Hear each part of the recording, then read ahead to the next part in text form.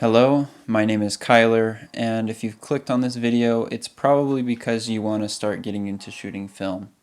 And maybe you just don't know where to start, but I want to make this video to help you more easily transition into shooting film. For me, the most fulfilling part of film photography isn't taking the actual photos, it's the work that leads up to it and the actual execution of that build up and work.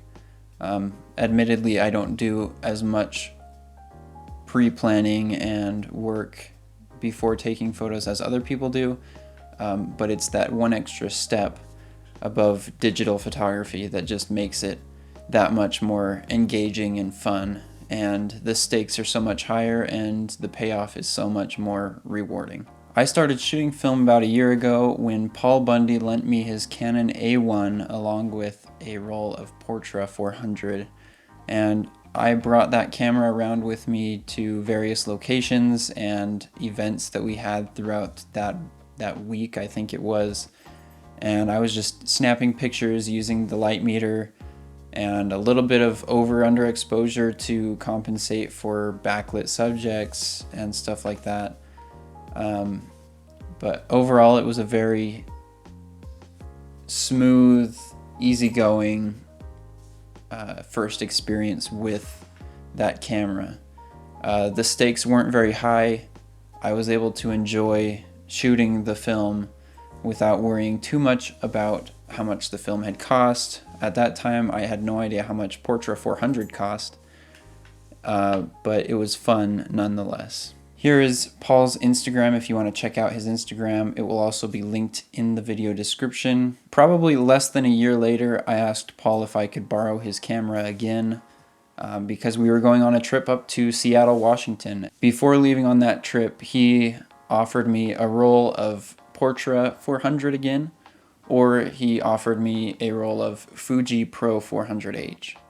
I didn't know it at the time, but I got a pretty good deal on that Pro 400 because it had been discontinued in 35mm. After that second experience of taking a camera out with me to special events and getting more immersed in how I wanted to remember these memories, that was really what solidified my entry into film photography and got me looking into buying a film camera, which led me down a slippery slope of buying multiple film cameras, and I just can't stop. So ever since then, I have been looking for my own film, looking for my own cameras, and I've been loving it ever since. That's a stretch. It's been a difficult journey, but a very rewarding one. So like I said, I want to make this video to share a couple of mistakes I've made while getting into film photography over the last year, and hopefully share enough so that you guys don't make the same mistakes as I did, or you'll consider more carefully things that you can do to avoid similar situations. So the first thing I would recommend doing when getting into film photography is becoming familiar with exposure. Just like the chicken and the egg debate that's become oh so infamous, a lot of people say you can't have one without the other, and that theory applies to film photography as well. You can't practice without shooting, and you can't shoot without practicing. You can't get better without putting rolls through your camera. You can certainly practice with digital cameras. A lot of cameras will have manual modes that you can learn the basics of what aperture is, what shutter speed is, and what your ISO or image sensitivity is. And playing around with that when you're bored, instead of opening Twitter, Instagram, or YouTube, you can get a feel for the environment around you and practice taking pictures that way. That will be one of the greatest things that you could do to get a jump start on film photography and not end up wasting film on over or underexposed images when you first start out. There's a lot of Android phones that have a pro mode or a manual mode built into the camera app itself, and you won't have to download any other apps. Unfortunately for Apple phones, you will have to download an app in order to gain manual control over your camera's settings. But once you do that, you're off to the races. The reason I recommend becoming familiar with aperture, shutter speed, and ISO is because these values are standardized across every film type, every camera. They're meant to be fixed values that you can rely on no matter what camera you're shooting. It will be the same, and you can have that type of expectance. You can expect a certain type of result when using values that you know and trust. ISO values for digital cameras can vary. For example, a camera with a sensitivity of 100 could have the equivalent exposure on a sensor of a different camera that is at 200, and they'll look the same. But the stops of exposure in that sensitivity will be the same. So you'll still be able to get practice even though you can't directly translate those settings over to your film. So in short, exposure should be your number one tool in your toolkit for telling your story with your images, and not just getting the correct exposure for the overall scene, but choosing specifically what you want to expose for. We can get really into the weeds on this one, so I'm going to link you to a video by Cody Mitchell, which goes more into depth on exposing for film photography and how to do it. He does a much better job than I ever could with that, and I think his video will definitely shed some insight on that topic for you. So now you've started learning about shutter speed, ISO, and aperture, and you're learning how to expose images through digital means with your phone, with whatever camera you might have lying around. Now you need to find some inspiration. The quickest and easiest way I've come to find inspiration is by watching videos on YouTube. Grainy Days, Graincheck, Kyle McDougall, Willem Verbeeck, Willem Verb, Matt Day. They're all great YouTubers, and they shed tons of information on their photographic journey, and you can get some good inspiration from them. The caveat to finding inspiration on social media like Instagram and YouTube is that just as easy as it is to gain that inspiration, it is more easy to lose it. It kind of comes and goes in a quicker fashion, is what I've found. So, in an alternative light, one of the ways that I've found to come across more long-lasting inspiration is by looking at photo books. Paul Bundy's book, Where's My Mind, has been an inspiration for me in trying to get out and shoot people more. Now, this is probably the part of the video that you've been waiting for the most, and it's the part where I kind of recommend some cameras, but there is a caveat to that, in that I don't want to recommend any sole camera that you should go out and buy because it creates a huge highlight on one camera and everyone goes out and buys it, and the value of the camera goes up exponentially, and there's perfectly good cameras elsewhere that are undervalued and people just don't shoot them because they don't have the same curb appeal that some person on the internet gave them. So my first recommendation is for the people that just want to shoot film. They don't want to worry about getting the exposure perfectly right every time. They don't want to worry about which lens they should have on their camera. They want zoom lenses. They don't want the sharpest lens. There's a lot of qualifiers, but if you fall into any of those camps, I would recommend getting a simple point and shoot. Typically the ones from the 90s and onward are really good. They are a great value for the money. I purchased this Olympus Infinity Zoom 200 for my wife. It has autofocus, it has auto exposure, it has spot exposure, it has fill in with the flash. There's so much power packed into this tiny little camera. It has zoom, and it really creates a wonderful experience for shooting at events. I just took this camera to my cousin's reception and used some Lomography 800 out there, and the results were great. Every photo was sharp The flash worked perfectly. It brightened up the images to a usable point. If you want to get into film photography, the easiest way, a point and shoot from the 90s onward, will be the easiest way. Something to look for in those cameras is that they feel sturdy. A lot of them will start to creak and bend as time goes on, but you want to find one that has a nice seal, especially where the latch opens. You want one that kind of clamps down and feels like it's locking in that air pressure, which probably means light won't get in there either. This goes for all cameras we're going to discuss in continuation, but if you can get your hands on the camera and test it out, test out the shutter, test out if all the functions are working properly, does every dial move?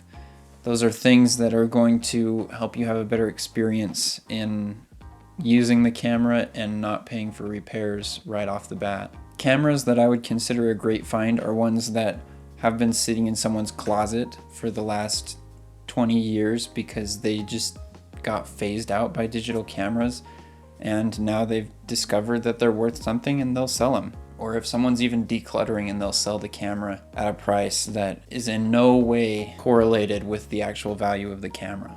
Now, if you're just starting out but you want to get intentional with your images, then I would recommend getting something like a 35mm SLR, which is a single lens reflex. It will have the mirror inside the body that goes and they sound really fun, or they are really fun to use, and they sound cool. Again, I can't really recommend one individual model that everyone should buy because they're all pretty much the same thing, and the only variable between them is how well they're going to function and the lenses that you can put on those cameras. Something to remember when buying these cameras that can be anywhere from 20 to 40 years old is that they might have a lot of miles on them, and you're going to want to test out pretty much every single thing that the camera can do.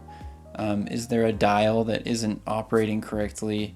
Is there a problem when you try to advance the film? These cameras are very one-trick machines, and if they don't have all of their functioning parts, it's not going to be a pleasurable experience. One experience that I had with this is I gave into the imported from Japan category on eBay, and I bought my first camera from a Japanese seller, and it was listed as excellent 5+++, whatever that means, and it showed up and I got to using it and it worked sporadically.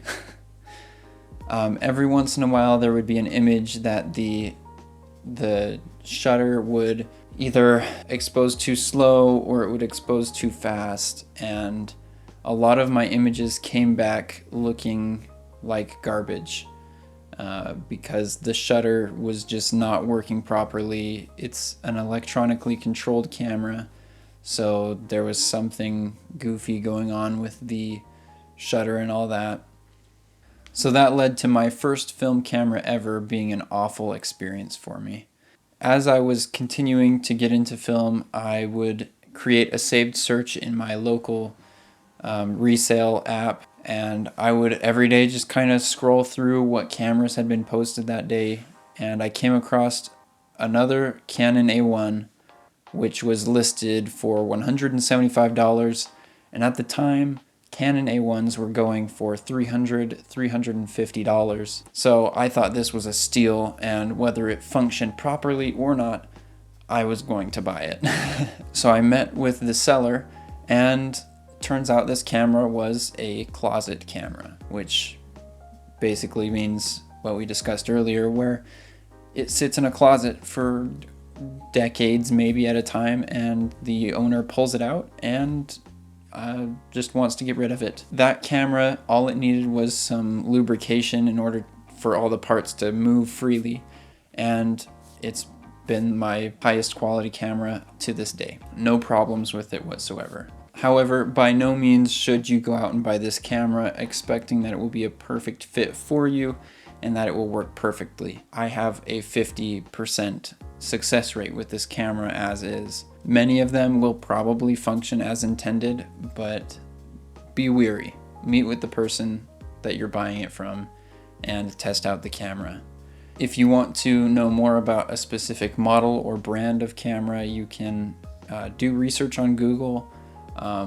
Canon, Nikon, they have camera museums where you can look at images of the camera as they were brand new. You can look at film channels and see people using the camera. You can also find written articles on pretty much any camera that you want to find. One last point about finding a camera is you should find a camera that you want to use. Something that motivates you to go out and shoot more. One experience I had was when buying a medium format camera, I settled on the Mamiya 645. It was a value option. I think I paid $270 for a camera with a lens, which is pretty good when you're talking about medium format cameras. The Mamiya 645 had a maximum shutter speed of 1/500th of a second, whereas the Mamiya 645 1000S, as you can guess, has a shutter speed maximum shutter speed of 1/1000th of a second, and that equates to about one stop of exposure. So when it's brighter out, I could shoot at a more shallow depth of field and get more background blur on my subject by having that extra stop. A little bit after having this Mamiya 645, which functioned as intended, I decided I wanted to go for the 1000S model because it made me want to go out and shoot more. So I made the transition from the 645 to the 645 1000S. And that was both a step up in the beauty of the camera. The 1000S was better maintained externally. It shot just as well, but I had more options available to me when shooting this camera, and that made me want to shoot even more.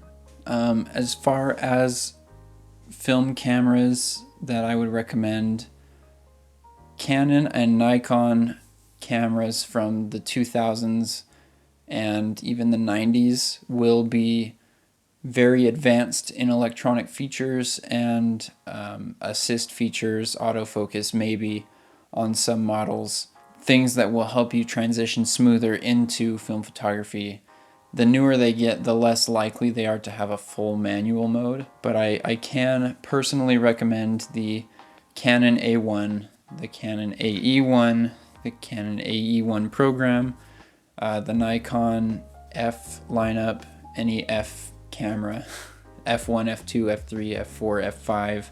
I probably should have mentioned this at the beginning of talking about finding a camera, but follow the good glass. A camera body is nothing more than a black box that lets in light at your discretion and focuses that light using lenses. I would recommend that you choose good glass. Do research on what lenses are maybe the best in sharpness or the best in quality, and then find a camera body that will match that glass. Now we're going to move into things that I would recommend avoiding as you get into film. And the very first thing is, don't just use the film that people tell you to use. Every film is there for a reason, and they're all going to provide exceptionally different results.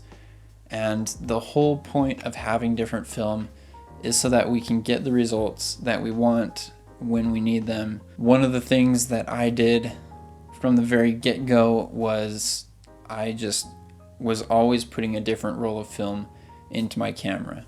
I can't think of any time that I finished a roll and the very next roll was the same type of film. I was experimenting with color, black and white. I still haven't tried slide film, but that's expensive, so holding off on that for a while.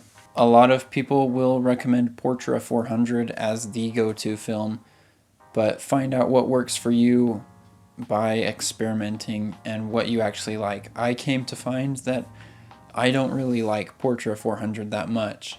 I have grown really fond of Pro 400H by Fujifilm.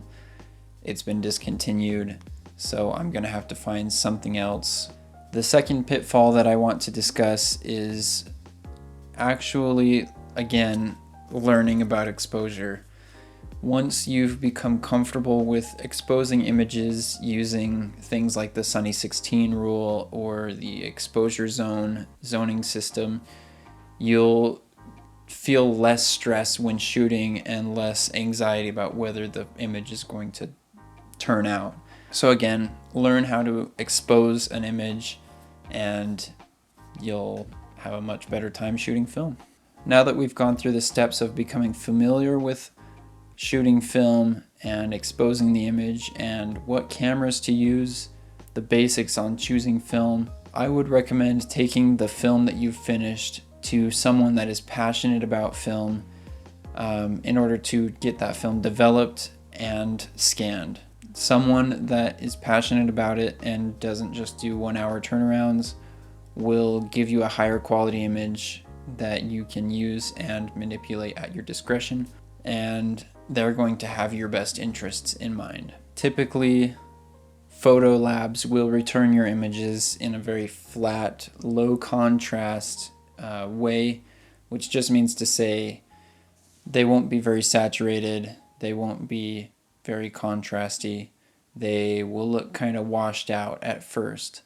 But that's just because they want to give you the creative control to add things to your image that you had in mind in the first place.